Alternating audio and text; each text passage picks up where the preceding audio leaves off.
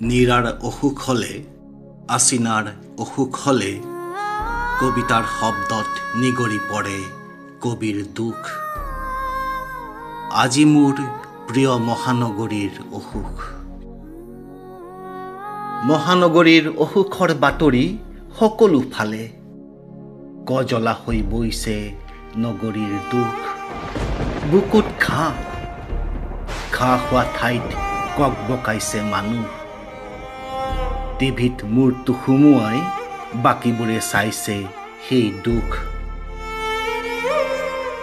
স্থবিৰ মহানগৰীত গৃহস্থ এতিয়াও উভতি অহা নাই।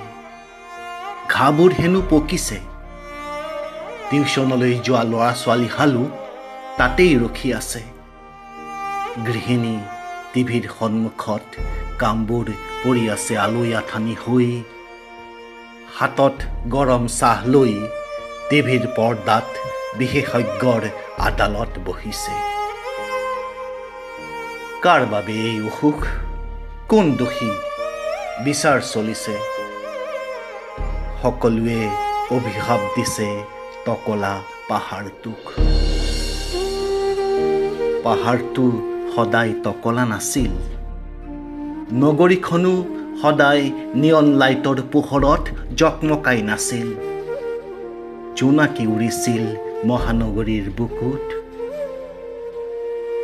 যিদিনাখন জোনাকী পৰুৱাবোৰ নগৰী এৰি গুচি গ'ল, খাটি খোৱা মানুহবোৰো আশ্ৰয় ল'লে উদাৰ পাহাৰৰ বুকুত। মহানগৰীৰ নীলাবোৰ বগা হ'ল, পাহাৰৰ সেউজীয়াবোৰ কজলা হ'ল। পাহাৰৰ সেউজীয়া দুখ কজলা হৈ বৈ গ'ল মহানগৰীৰ বুকুৱেদি। আজি মহানগৰীৰ